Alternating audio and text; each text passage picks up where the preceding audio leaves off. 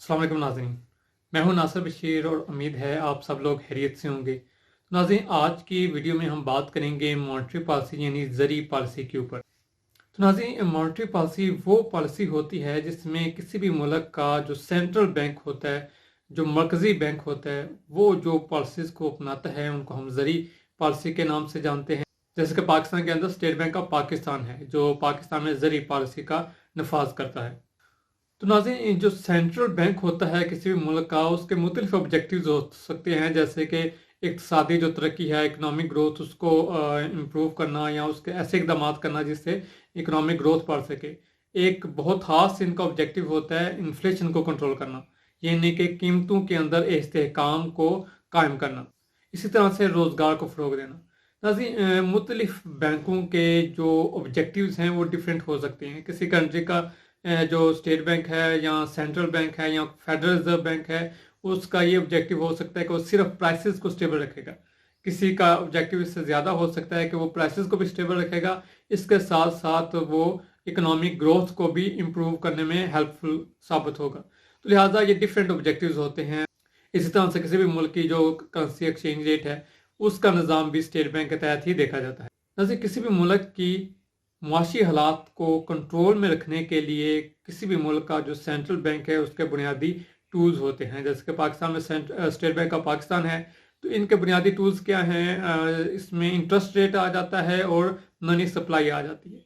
इन दो वेरिएबल्स को ये मैनिपुलेट करके, इसमें चेंजेस करके ये इकॉनमी को कंट्रोल करने की कोशिश करते हैं। जैसे कि नाज़रीन, हमारा जो स्टेट बैंक है वो क्या कर सकता है कि शरह सूद में इजाफा करके जो आपका लोन होता है बिजनेस पर्पसेस के लिए या सरमायाकारी के लिए, उसके अंदर कमी का बायस बन सकता है। इसी तरह से ये शरह सूद के अंदर कमी करके बिजनेसेस को फ्लरिश करने के लिए उनको लोन्स की जो मकदार है उसकी अवेलेबिलिटी ज़्यादा कर सकता है, क्योंकि उसकी कास्ट कम हो जाएगी। तो जब कास्ट कम हो जाएगी, जब रिटर्न उसके ऊपर आप कम देंगे, तो लिहाजा ज़्यादातर जो बिजनेस सेक्टर्स है वो लोन लेंगे और लोन लेके वो अपने बिजनेस को फिर जो है एक्सपेंड करेंगे या फ्लरिश करेंगे, तो उससे इकोनॉमिक एक्टिविटी जनरेट होगी और उस इकोनॉमिक एक्टिविटी के नतीजे में आपकी इकोनॉमिक ग्रोथ होगी। लेकिन पाकिस्तान के अंदर जो स्टेट बैंक है वो बेसिकली ये कहते हैं कि हमारा प्राइमरी ऑब्जेक्टिव प्राइसेस को स्टेबल रखना है, इकोनॉमिक ग्रोथ हमारा उस तरह से कोई ऑब्जेक्टिव नहीं है। तो इसलिए रिसेंटली आपको पाकिस्तान के अंदर जो ट्रेंड नज़र आ रहा है वो यही नज़र आ रहा है कि आपका जो इंटरेस्ट रेट है उसके अंदर इजाफा होता हुआ नज़र आ रहा है। तो उसके अंदर एक तो एक्सटर्नल फैक्टर भी आ सकता है, जैसे कि IMF का प्रेशर है कि आप इंटरेस्ट रेट को इंक्रीज करते रहें, और उसकी वजह से पाकिस्तान का इंटरेस्ट रेट अब तकरीबन 20% पे जा पहुंचा है, जो दुनिया में इस वक्त शायद कोई मुल्क हो जिसमें इस कदर हाई पैमाने का इंटरेस्ट रेट जो है ना वो वाक़या हो। इसका नेगेटिव इम्पैक्ट हमें ये नज़र आता है कि पाकिस्तान का जो इंटरेस्ट पेमेंट है, जो सूद की अदायगी है, वो तकरीबन 4500 रुपये तक जा पहुंची है। जैसे कि पिछले साल का जो बजट का हमारे पास एस्टिमेट आए थे, उस बजट के अंदर जो हुकूमत ने अहदाफ रखा था या जो रखा था वो 3950 अरब रुपये थे अपनी इंटरेस्ट पेमेंट के लिए। लेकिन माहिरीन के नज़दीक ये अब बढ़ के इस साल ये 4500 अरब रुपये हो चुके। इसी तरह से नाज़रीन, मॉनेटरी पॉलिसी का एक और मनफी पहलू वो हसारा है जो जब स्टेट बैंक बहुत ज़्यादा मकदार में ज़र को प्रोड्यूस करता है, रुपये को प्रोड्यूस करता है और क्रेडिट को बहुत ज़्यादा मकदार में फ्राहम करता है मार्केट के अंदर, तो उसके नतीजे में भी एक अफरात ज़र पैदा हो सकता है।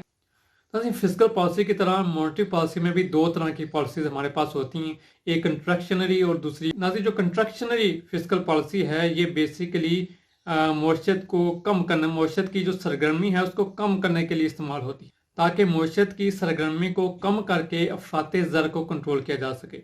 इसके जो बुनियादी टूल्स होते हैं जो इस्तेमाल करता है स्टेट बैंक, उसमें इंटरेस्ट रेट आ जाता है। इंटरेस्ट रेट को ये बढ़ा देते हैं, मनी सप्लाई को कम करने की कोशिश करते हैं। इस तरह से रिजर्व रेशो को बढ़ाकर ये कंट्री के अंदर अपनी जो ज़र की मकदार है उसको कम करने की कोशिश करते हैं, ताकि जो ज़र और ज़र की मौजूदगी के कम होने से और शरह सूद के इजाफे से क्या होगा कि लोग जब शरह सूद ज़्यादा होगा तो कर्जा कम लेंगे, और कर्जा कम लेंगे तो मार्केट एक्टिविटी कम होगी। तो इस तरह से वो अफरात ज़र को कंट्रोल करने की कोशिश करते हैं। इस तरह से इसके मुतबादल के तौर पे हमारे पास एक्सपेंशनरी मॉनेटरी पॉलिसी है।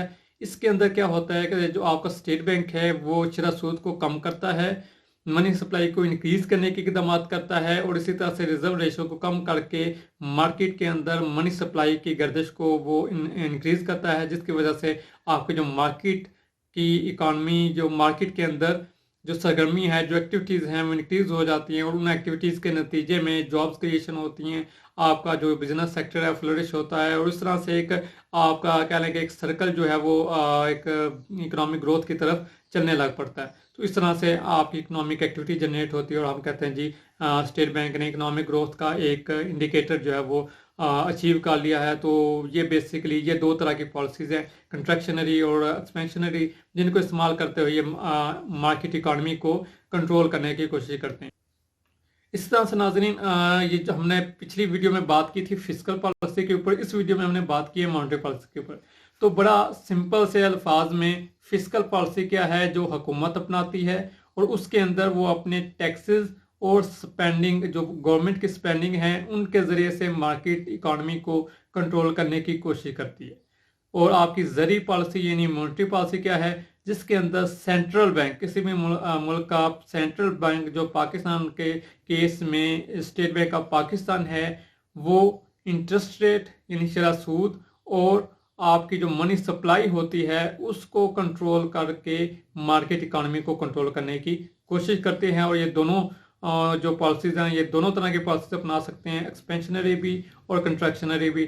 ڈپینڈ کرتا ہے کہ اس وقت اس ملک کے اندر حالات کون سے ہیں، مارکیٹ اکانومی کس لیول کی ہے، وہ ڈیفلیشنری کی طرف جا رہی ہے، انفلیشنری کی طرف جا رہی ہے، یا ریسیشن کی طرف جا رہی ہے، یا بوم کی طرف جا رہی ہے، یا ڈپریشن میں ہے، یا ریکوری کی سٹیج میں ہے۔ تو یہ ڈپینڈ کرتا ہے کہ اس وقت اکنامک سچویشن کیسی ہے، اس کے مطابق پھر یہ دونوں جو ادارے ہوتے ہیں، ایک طرف حکومت کا ادارہ ہوتا ہے، ایک طرف آپ کا اسٹیٹ بینک آف پاکستان یعنی سینٹرل بینک ہوتا ہے، یہ دونوں اپنے اپنے متعلقہ پالیسیز کو امپلیمنٹ کرتے ہیں۔ اب ناظرین ہم تیسری ویڈیو کے اندر بات کریں گے کہ ہم نے دو طرح کی پالیسیز پہ بات کی ہے، فسکل پالیسی اور مانیٹری پالیسی، اور دونوں کے تقریباً اہداف ایک جیسے ہیں، تو ان کے اندر کوآرڈینیشن ہونی چاہیے یا نہیں ہونی چاہیے۔ تو اس کے اوپر ہم ڈیٹیل سے اگلی آنے والی ویڈیو میں بات کریں گے۔ تب تک ناظرین اپنا